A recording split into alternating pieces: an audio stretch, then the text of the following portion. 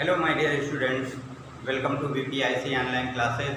How are you all? I hope you are very well. मैं आपका हिंदी विषय अध्यापक हरी सर।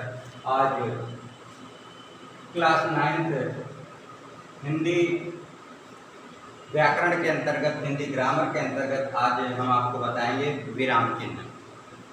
पिछले वीडियो में हमने आपको बताया था हिंदी व्याकरण के अंतर्गत जो शुद्ध अशुद्ध हैं या हमारी जो वर्तनी है वो किस प्रकार से अशुद्ध हो जाती है, इसके विषय में हमने आपको बताया था। और इस वीडियो में आप विराम चिन्ह पढ़ेंगे। जैसा कि आप सब जानते हैं कि जो विराम चिन्ह है वो आप लोग पिछली कक्षाओं में पढ़ चुके हैं। 9th क्लास में अब आपको और इसको विस्तृत करना है, इसकी जानकारी और अधिक बढ़ाना है। 8th क्लास में विराम चिन्ह का प्रयोग किया गया, उसमें विराम चिन्हों के विषय में पढ़ाया गया। हो सकता है आप उसको बहुत अच्छे ढंग से ना पढ़े हों, तो यहाँ पर आप दोबारा जब पढ़ेंगे तो वो विराम चिन्ह बहुत क्लियर हो जाएंगे। विराम चिन्ह की सर्वप्रथम परिभाषा देख लेते हैं। परिभाषा क्या होती है विराम चिन्ह की? परिभाषा देख लें विराम चिन्ह की। परिभाषा के लिखित रूप में रुकने,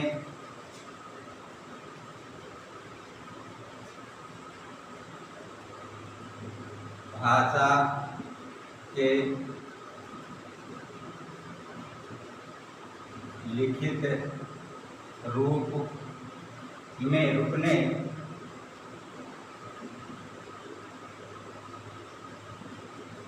रूप में रुकने अथवा विराम के लिए कुछ संकेत चिन्हों का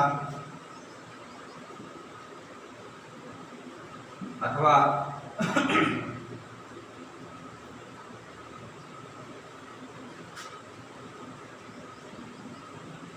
विराम के लिए कुछ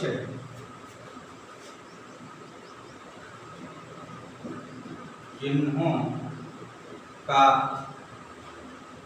प्रयोग किया जाता है।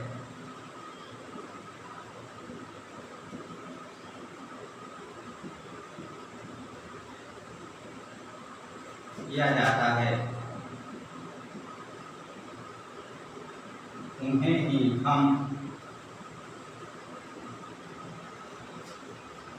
विराम चिन्ह कहते हैं।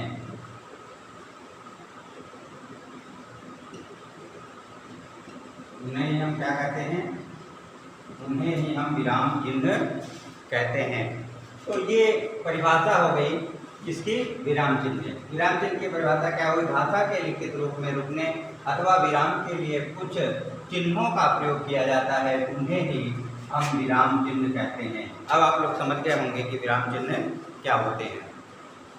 जब हम किसी भाषा को या आपके मेनली हिंदी भाषा को जब हम लिखते हैं तो हिंदी भाषा के जिस उतार चढ़ाव के बीच में उतार चढ़ावों को व्यक्त करने के लिए, कुछ देर उसमें रुकने के लिए जिन चिन्हों का प्रयोग करते हैं, जैसे कॉमा है या उद्धरण चिन्ह है या पूर्ण विराम है, जिसे हम इंग्लिश में फुल स्टॉप कहते हैं, इन चिन्हों का जब हम प्रयोग करते हैं तो उसे विराम चिन्ह कहते हैं। अब आप निश्चित रूप से समझ गए होंगे कि विराम चिन्ह क्या होते हैं। इसके साथ मैं ये भी बताता चलूँ कि आपको, अगर इसके पहले आपको ये परिभाषा और ये जो विराम चिन्ह है इनके विषय में आपको क्लास में लिखवा दिया गया है, तो इन्हें दोबारा लिखने की ज़रूरत आपको नहीं है। PDF भेजा जाएगा। PDF केवल उन बच्चों के लिए लागू होगा जो क्लास में नहीं लिखे थे, कॉपी जिनके पास नहीं थी, जिनके पास विद्यालय जो नहीं आ रहे थे, किसी कारणवश वे अपने कॉपी में नहीं लिखे थे, वे लोग PDF का उपयोग करके अपनी कॉपी, फेयर कॉपी में उसको लिखेंगे। लेकिन आप लोगों के लिए जो बच्चे लिख चुके हैं, क्लास में आ रहे थे, रेगुलर शुरुआत से ही आ रहे थे, उन्हें दोबारा इसको लिखने की ज़रूरत नहीं है। तो विराम चिन्हों का प्रयोग किया गया। विराम चिन्ह में जो पहला जो चिन्ह आता है, पहले चिन्ह के रूप में हम लेते हैं पूर्ण विराम।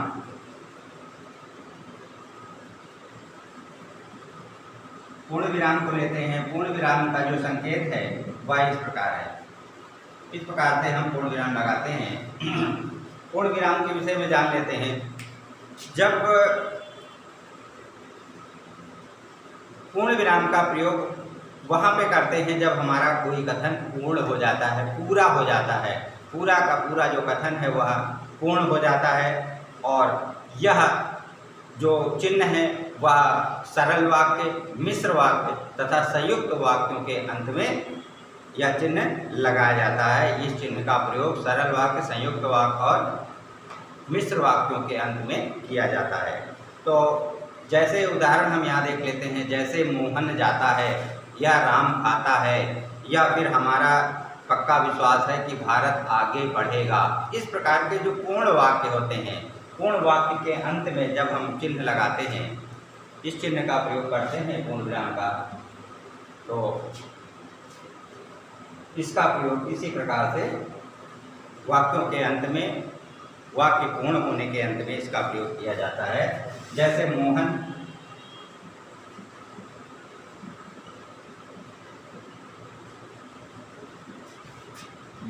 स्कूल जाता है, क्या है, मोहन स्कूल जाता है। यहाँ पर हम पूर्ण विराम लगा देंगे क्योंकि हमारा वाक्य पूर्ण हो गया। मोहन स्कूल जाता है, ये हमारा वाक्य पूर्ण हो गया। और इस प्रकार से हम विराम चिन्हों का प्रयोग करते हैं जब हमारा वाक्य पूरा हो जाता है। इसके पश्चात हम अगला जो विराम चिन्ह है उसको लेते हैं। अगला जो विराम चिन्ह है वह अर्ध विराम है। अर्ध विराम कैसे होगा, ध्यान रखिएगा। अर्ध विराम जो चिन्ह है उनका सही जो प्रयोग है आपको आना चाहिए। इस प्रकार विराम चिन्ह का प्रयोग किया जाता है। विराम चिन्ह में क्या होता है, अर्ध विराम है जब हम किसी पूर्ण वाक्य के बीच में कुछ देर के लिए जब हम रुकते हैं तो उसे अर्ध विराम कहा जाता है। थोड़ी देर के लिए रुकते हैं। जैसे मैं एक वाक्य बोलता हूँ, भारत में स्वतंत्रता का शंख महात्मा गांधी ने फूंका, यहाँ पे अर्ध विराम लग जाएगा। उसके बाद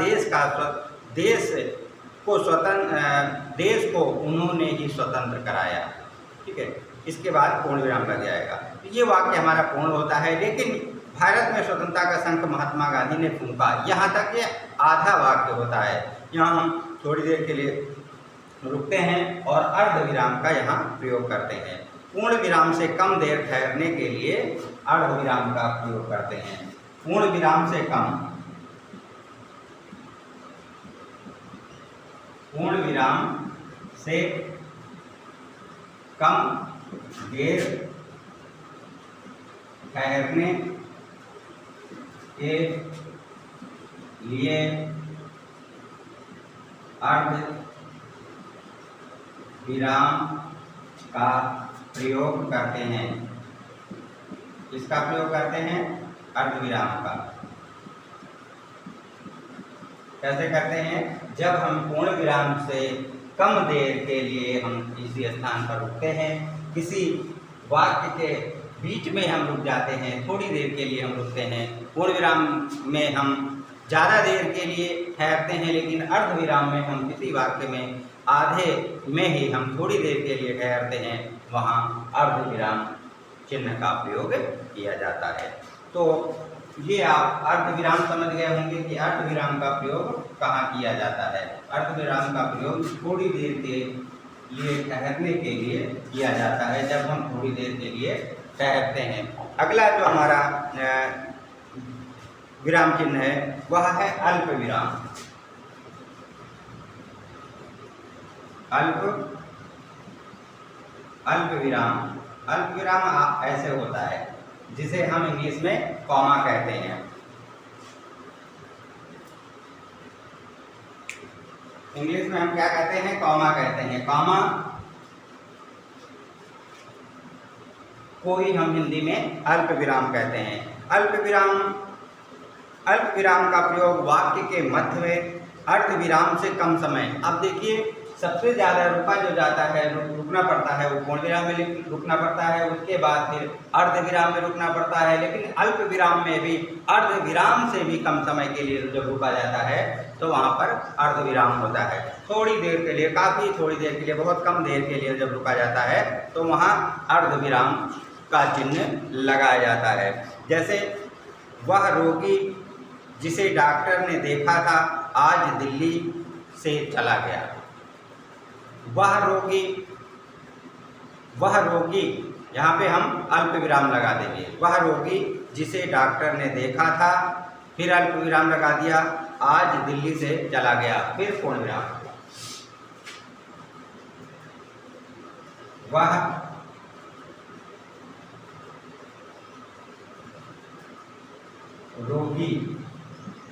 वह रोगी जिसे डॉक्टर ने देखा था आज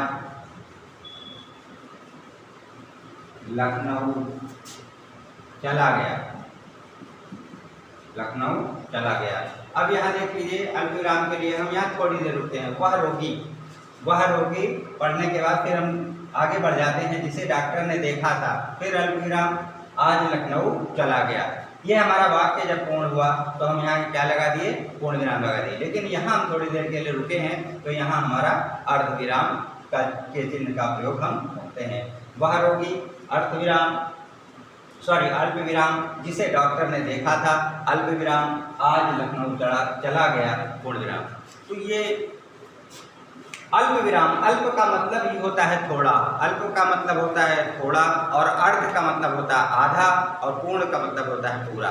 तो पूरा से जब उसे आधा किया जाता है तो उसे अर्ध विराम, और जब अर्ध से भी कम समय के लिए हम रुकते हैं किसी स्थान पे तो उसे अल्प विराम कहते हैं थोड़े देर के लिए जब हम रुकते हैं। इसके बाद आता है प्रश्न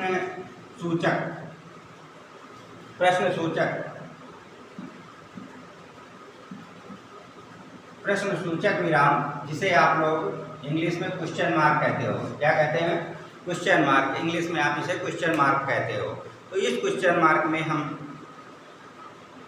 किसी प्रश्न को हम पूछते हैं। जैसे प्रश्न सूचक का प्रयोग मुख्य रूप से प्रश्न पूछने के लिए किया जाता है। ये सामान्य सी बात है। जहाँ पर भी क्वेश्चन मार्क लगाया जाएगा वहीं लगाया जाएगा जहाँ हम किसी से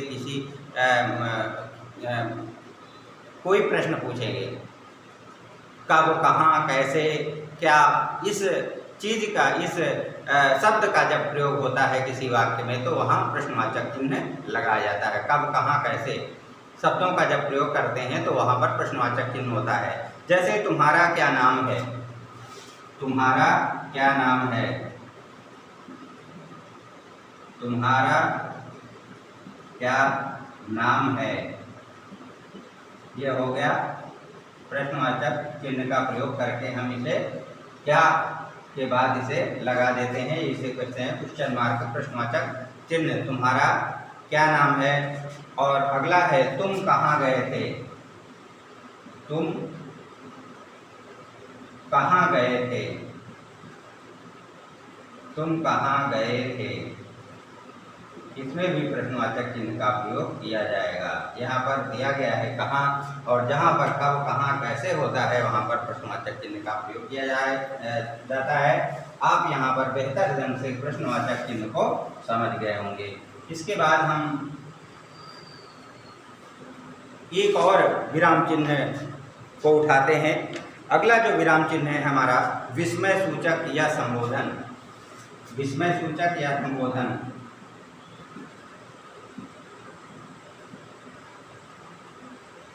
संबोधन या विस्मय सूचक।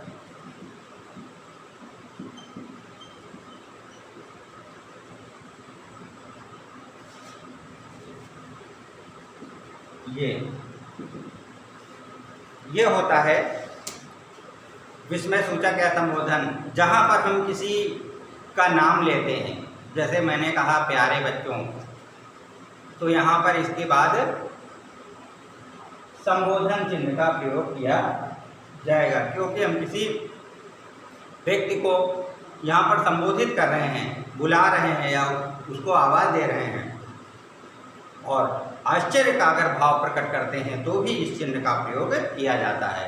हम ओ, अरे ऐसे शब्दों का जब हम प्रयोग करते हैं, या हाय, हाय का प्रयोग करते हैं, हाय बेचारा मर गया, हाय, यहाँ पर भी संबोधन का चिन्ह हाय बेचारा,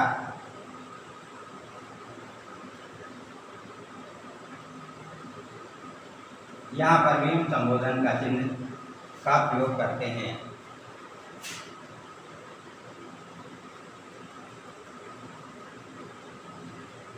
यहाँ पर संबोधन का चिन्ह प्रयोग किया गया है।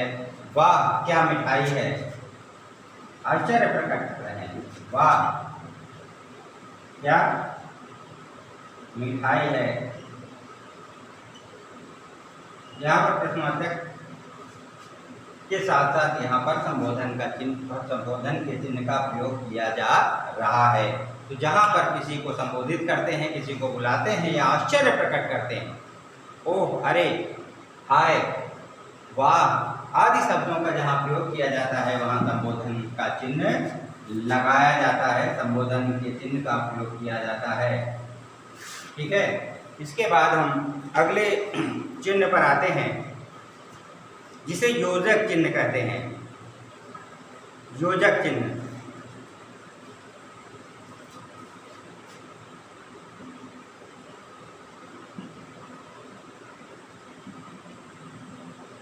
योजक चिन्ह जो डैश से थोड़ा सा छोटा होता है, जो निर्देशक चिन्ह होता है जिसे इंग्लिश में डैश कहते हैं, उस डैश से छोटा होता है। डैश थोड़ा बड़ा होता है लेकिन जो योजक चिन्ह होता है वह छोटा होता है, इस प्रकार से। तो यहाँ पर योजक चिन्ह का प्रयोग कहाँ करते हैं बता देता हूँ। जहाँ पर द्वित्व शब्द का प्रयोग करते हैं, द्वित्व शब्द, योजक, योजक का मतलब ये होता है जोड़ने वाला। योजक का मतलब क्या होता है, जोड़ने वाला।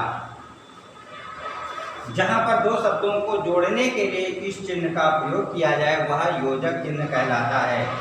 योजक का मतलब होता है जोड़ने वाला। और जहाँ पर द्वित्व शब्द का प्रयोग किया जाता है, द्वित्व शब्द, द्वित्व शब्द का प्रयोग किया जाए वहाँ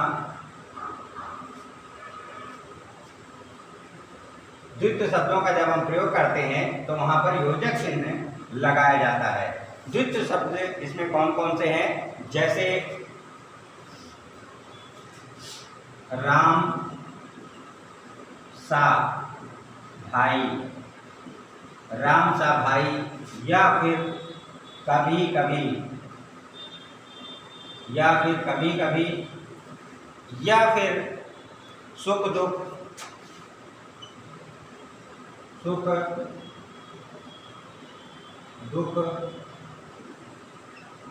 या फिर माता पिता, इनके बीच में योजक चिन्हों का हम प्रयोग करते हैं। इसे जोड़ने के लिए या तुलना करने के लिए, राम सा भाई, राम के समान भाई, कभी कभी, कभी कभी में भी ये द्वित्व शब्द है। ये जो शब्द है ये द्वित्व शब्द है।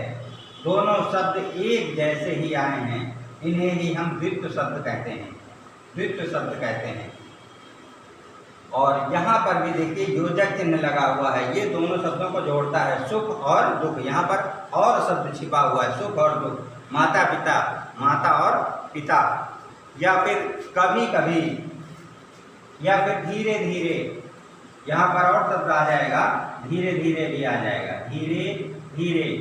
यहाँ पर भी द्वित्व शब्द का प्रयोग किया गया है, धीरे धीरे, और इसके बीच में योजक चिन्ह का प्रयोग किया गया है। तो इन स्थानों पर